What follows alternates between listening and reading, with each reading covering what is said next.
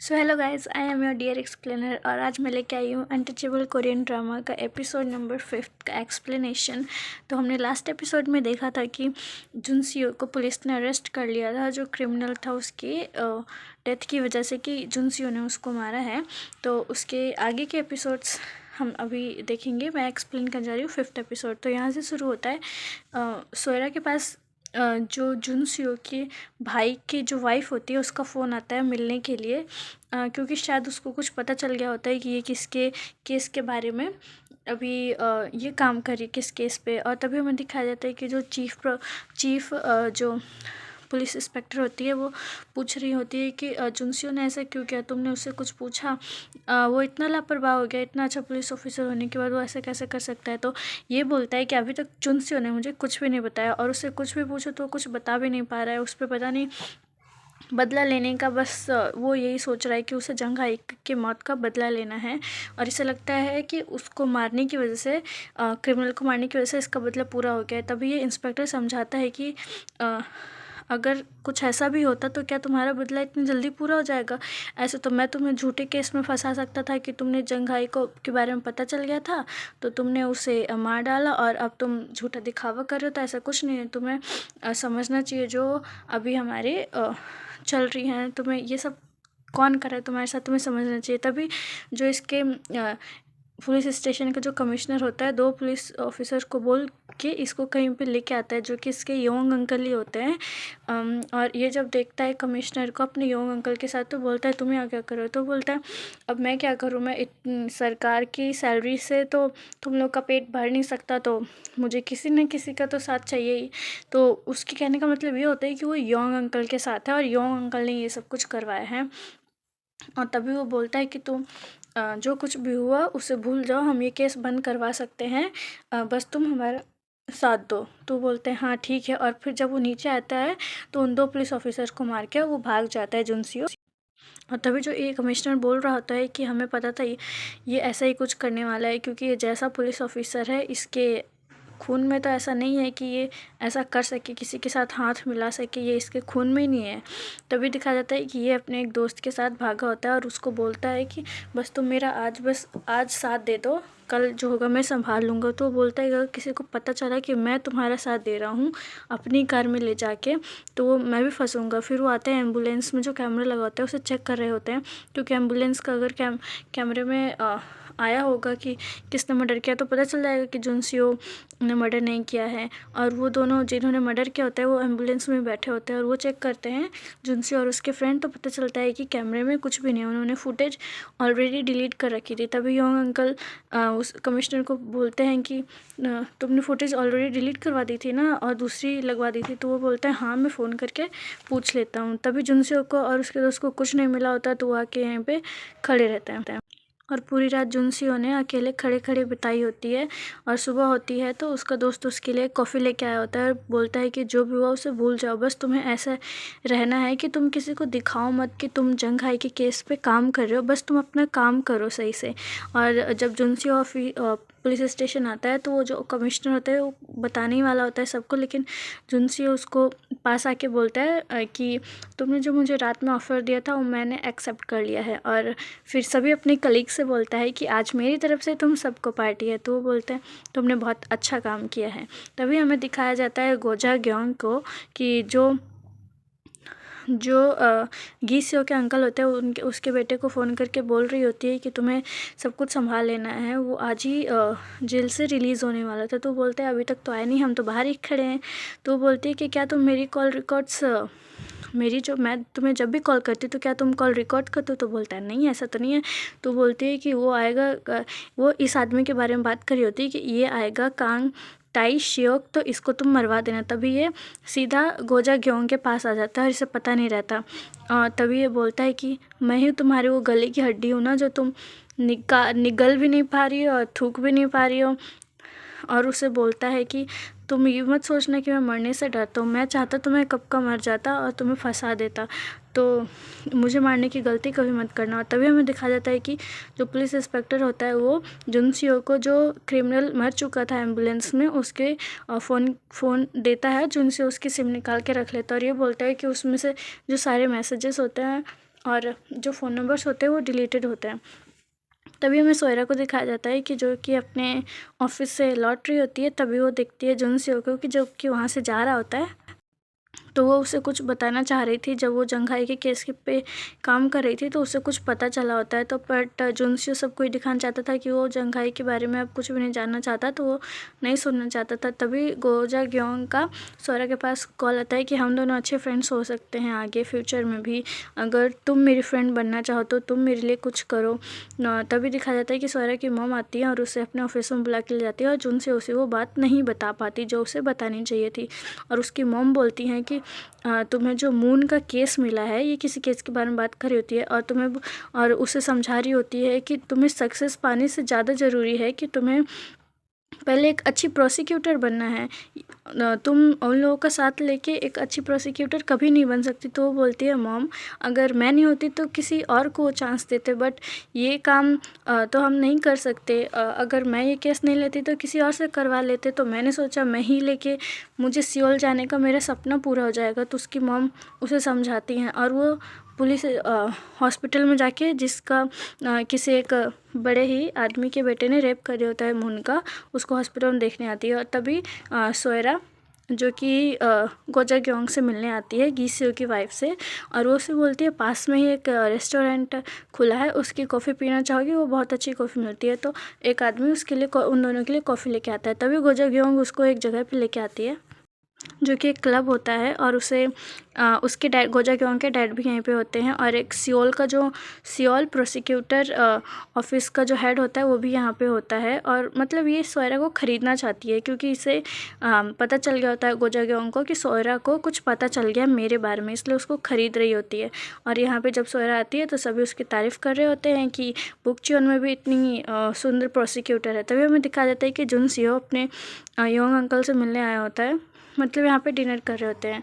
और इसका भाई ये बोलते हैं कि आपने मुझे बुलाया। फिर सीन शिफ्ट होता है जहाँ पे सोयरा से जो सियोल के प्रोसिक्यूटर होते हैं वो बात कर रहे होते हैं कि तुम्हें काफ़ी अच्छा केस मिला है, तुम्हें तो अब पंख मिल गया उड़ने के लिए।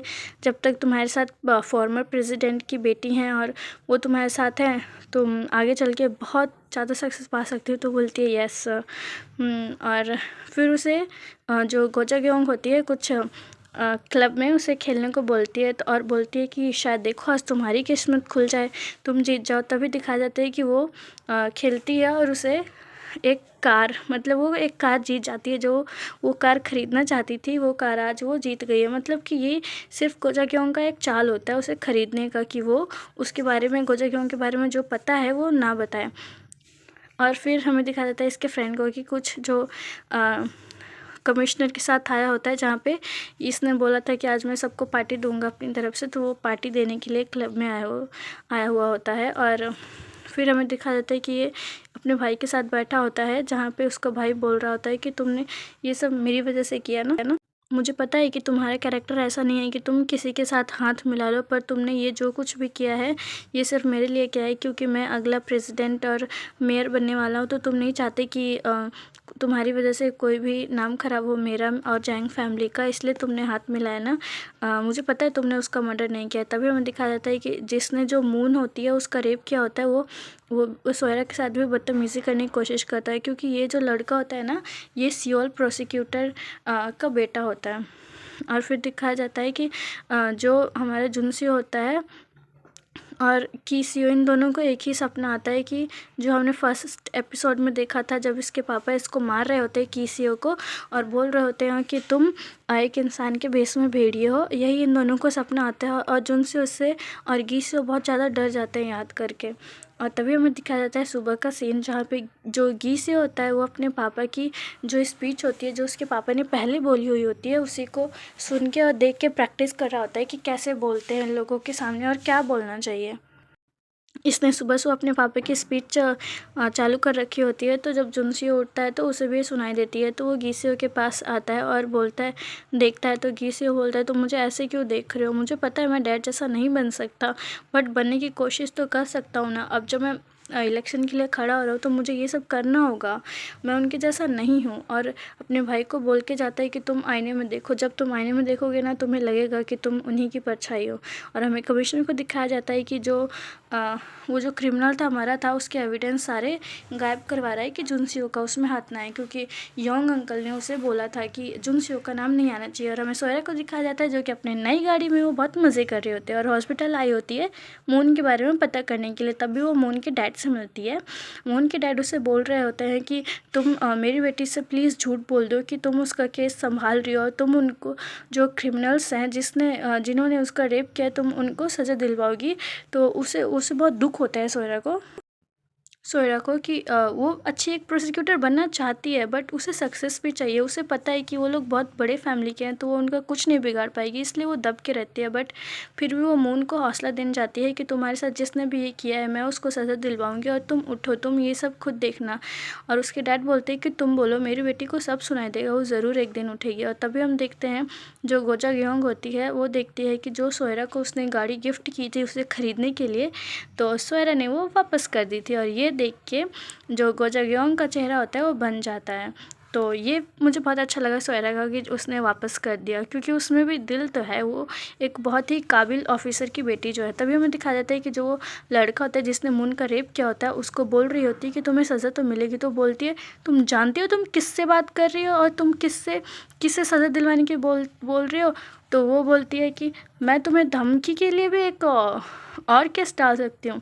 तभी हमें दिखाया जाता है कि जो गी से होता है वो किसी क्लब को कल्चरल में कन्वर्ट करना चाहता है जहाँ पे कल्चरल डांस वगैरह हो। तो वो बोलता है इससे हमारा बहुत नुकसान होगा। तो वो बोलता है मैं कह रहा हूँ तो तुम करो, हमारे से फ़ायदा होगा। तभी हमें दिखाया जाता है कि जो जुन से होता है अपने योंग अंकल से मिलने आता है और बोलता है कि जो आप पैसे मुझे देना चाहते थे पहले, जो आप बोल रहे थे कि डैड ने मेरे लिए रखा है, तो मैं अब उसे लेना चाहूँगा। और योंग अंकल बोलते हैं कि तुमने अपना मूड बड़ी जल्दी चेंज कर दिया। तो वो बोलता है बस मैं चाहता हूँ, मुझे पैसों की ज़रूरत है। तो वो बोलते हैं कि ये सब तुम्हारी है, तुम्हें मांगने की ज़रूरत नहीं है। और वो बोलते हैं कि तुम्हें आदमियों की ज़रूरत पड़ेगी तो मुझे बोलना है। तो वो बोलता है मैं किसी और के आदमी नहीं इस्तेमाल करता। और फिर हमें दिखाया जाता है कि जो जुनसी होता है सोयरा से मिलने आया होता है किसी ऐसे ही होटल में, छोटे मोटे होटल में, ढाबे में, जहाँ पे वो दोनों खाना खा रहे होते हैं। और वो बोलती है कि मैंने ये सब तुम्हारे लिए नहीं किया और मैंने तुम्हें इसलिए नहीं बुलाया कि मुझे तुम्हारी याद आ रही थी, बस मैं तुम्हें कुछ बताना चाहती थी इसीलिए मैं यहाँ पे आई हूँ। और वो बोलती है कि तुम्हें पता है मैंने ये सिर्फ अपने सब कुछ अपने दोस्त जंघाई के लिए किया है। हम एक साथ ही हॉस्टल में रहते थे और पढ़ते थे। उसने जो कॉलेज है मेरे साथ ही कंप्लीट की थी और वो बहुत अच्छी थी, उसने मेरे लिए बहुत कुछ किया था। तभी वो अंकल बोलते हैं कि तुम जंघाई की बात कर रहे हो, जंघाई का घर यही सामने वाला है। और वो हमेशा रात को बैठ के अपने डैड का इंतज़ार करती रहती थी। तभी जुनसे उनसे पूछता है कि आपको लगता है वो क्यों इंतज़ार करती थी। तो वो अंकल बोलते हैं कि मुझे लगता है कि वो अपने डैड से बहुत ज़्यादा प्यार करती थी और वो उन पे विश्वास करती थी कि उन्होंने कुछ भी नहीं किया, वो एक दिन ज़रूर लौट के आएंगे। तभी उसके घर की तरफ देखते हुए जुनसे याद करता है कि जब मैं जंघाई से मिलने आया करता था। और एक दिन का याद करता है जब जंघाई मुझसे मेरे पास आई थी और बोला था कि जब भी तुम ड्यूटी पे जाओगे और ठीक रहोगे तो मुझे मैसेज करना। तो बोलते हैं हाँ मैं करूँगा। फिर हमें दिखा जाता है कि वो जुनसियो सोयरा को घर छोड़ने आया था। सोयरा ने बहुत पी रखी होती है तो वो चल भी नहीं पा रही होती। तो जुनसियो कार से उतर के आके उसे बोलता है कि क्या हुआ, तुम इतनी साइड क्यों हो, मैं तुम्हें घर तक छोड़ दूँ। तो बोलती है नहीं बस आ गया मेरे घर। वो बोलती है कि मैं तुम्हें सुबह कुछ बताने के लिए आई थी और अभी भी मैं वो बताना चाहती हूँ कि जब मैं जंघाई के केस पे काम कर रही थी तो मैंने उसकी कॉल रिकॉर्ड्स चेक करी थी। तो मुझे पता चला कि जो तुम्हारी भाभी हैं गोजा ग्योंग, उन्होंने जंघाई से काफ़ी बार बात की है। उनके जो कॉल रिकॉर्ड्स में, जंघाई के कॉल रिकॉर्ड्स में मुझे तुम्हारी भाभी के भी कॉल रिकॉर्ड्स मिले हैं, हिस्ट्री मैंने देखी है। और तभी वो अपनी भाभी के और वो जो क्रिमिनल होता है टाई सियोक, उसकी फ़ोटोज़ देखने लगता है। और जब घर आता है तो उसकी भाभी सामने बैठी होती है और उनको ये थोड़ा घूर के देख रहा होता है और काफ़ी सैड होता है कि इसने कभी ये सोचा नहीं था कि ये भी इसे धोखा देंगी। और ये अपने कमरे में जाने लगता है। तभी उसे पता चल जाता है कि जुनसी आ गया। तो और ये बोलती है कि तुम आ गए। तो बोलता है हाँ, और पूछती है कि क्या सोयरा ने तुम्हें कुछ बताया मेरे बारे में। तो बोलता है नहीं। तो ये बोलती है क्या सच में उसने मेरे बारे में कुछ नहीं बताया। तो वो बोलता है नहीं, मुझे तो कुछ नहीं बताया। तो फिर ये चुप हो जाती है और जुनसी अपने कमरे में जाके वो जो tie Seok, Kong tie Seok की जो फ़ोटो थी गो जाए-ग्योंग के साथ वो अपने दोस्त को भेज के बोलता है कि इसके बारे में पता करो ये कौन है। और इसका जो फ्रेंड है वो पता करके बताता है कि ये 3 साल तक जेल में रहा है और ये पहले फॉर्मर प्रेसिडेंट मतलब गो जाए-ग्योंग के घर पे काम भी करता था। और तभी हमें दिखाया जाता है कि जो ये फॉर्मर प्रेसिडेंट है ये गी सेओ के अंकल के साथ बात कर रहे थे और गी सेओ के अंकल बोल रहे होते हैं कि गी सेओ प्रेसिडेंट के लिए खड़ा हो रहा है, बट वो वहाँ पे मुझे खड़ा होना था, आप कुछ करिए नहीं तो फिर हमारा पूरे बुकचुन सिटी से कब्ज़ा हट जाएगा और हम बस ऐसे ही रह जाएंगे। तो वो बोलते हैं नहीं ऐसा कुछ नहीं है, हम कुछ ना कुछ करेंगे, वो नहीं जीत पाएगा। तो वो बोलता है अगर जीत गया तो हमें वो नहीं तो उसके भाई जुनसियो को इस्तेमाल करना चाहिए, मुझे उसके बारे में कुछ इन्फॉर्मेशन मिली है। तभी उसकी बेटी का उसके पास फ़ोन आता है और वो बोलती है कि जुनसियो को जो कांग टाई-सियोक क्रिमिनल था उसके बारे में पता चल गया। अब उसकी वजह से अब हमारे बारे में भी उसको पता चल जाएगा। तभी जुनसियो एक बात याद करता है कि जब जंग हाई जिंदा थी और उसके शूज़ में जो उसने रिकॉर्डर लगाया था उसमें जब फॉर्मर प्रेसिडेंट उससे मिलने आए थे पहले तो उनकी एक बात रिकॉर्ड हुई थी और वो बोलते हैं कि ये भी अपने डैड की तरह बहुत ही खड़ूस है। और उसके डैड तो काफ़ी अच्छे थे और कुछ ऐसे ही बोलते हैं बुरा बुरा जो कि वो रिकॉर्ड कर लेता है जिससे और सुन लेता है जुनसियो। तभी हमें दिखाया जाता है कि जो गी सेओ के अंकल का बेटा होता है वो जुनसियो के फ्रेंड के पास मिलने आता है और उससे कुछ रिश्वत दे रहा था किसी काम करने के लिए। और तभी दिखाया जाता है उसका फ्रेंड जो होता है कमिश्नर के ऑफिस में आता है कुछ फाइल्स चेक करने के लिए, उसे जुनसियो ने करने को बोला था। और इसके बता रहे होते हैं कि हमें जो जुनसियो के बारे में इन्फॉर्मेशन मिलती है क्या हमें उसके बारे में छानबीन करनी चाहिए और जुनसियो को फंसाना चाहिए जिससे कि गी सेओ पे कीचड़ उछलेगा और वो इलेक्शन जीत नहीं पाएगा। तो बोलते हैं हाँ ये सही टाइम है। और ये किसी आदमी को टिप दे के बोलते हैं कि तुम जाओ और ये काम करो मेरे लिए। और फिर जो जुनसियो का दोस्त होता है उसके पास एक आदमी होता है और बोलता है कि इन्होंने मर्डर किया है। तभी उसका दोस्त बोलता है क्या तुमने मर्डर किया है? कांग जो क्रिमिनल था उसका नाम मुझे बहुत अच्छे से लेना नहीं आ रहा है, सॉरी। तो उसका दोस्त इन्वेस्टिगेशन करने लगता है जुनसियो से और जुनसियो कुछ नहीं बोलता। जो फॉर्मर प्रेसिडेंट होते हैं और उनका जो असिस्टेंट होता है वो दोनों आके ये देख रहे थे और उसका फ्रेंड जुनसियो को उस दिन की रिकॉर्डिंग दिखा रहा था जब उसने उस क्रिमिनल को मुक्के मारे थे और वो बेहोश होने का नाटक कर रहा था। और जुनसियो उन लोगों की तरफ स्माइल पास करके मतलब करता है क्योंकि इसने खुद मुझे लगता है कुछ प्लान बना रखा है जो कि हमें नेक्स्ट एपिसोड में पता चलेगा कि जुनसियो जेल जाएगा कि नहीं और किस वजह से ये स्माइल पास कर रहा है। क्योंकि जिस फेस के साथ ये स्माइल पास कर रहा है कुछ तो कुछ इसने रखा है जिसकी वजह से ये जेल नहीं जाएगा या जाएगा, ये हम नेक्स्ट एपिसोड में देखेंगे। सो मेरी एक्सप्लेनेशन पसंद आए तो मेरी चैनल को सब्सक्राइब करना और लाइक करना वीडियो को, और आप लोग वीडियो पूरी देखा करिए जिससे आपको समझ में आए। मुझे लगता है कि कुछ लोग मेरी वीडियोस नहीं देखते हैं पूरी, सो पूरी देखा करिए। Thank you.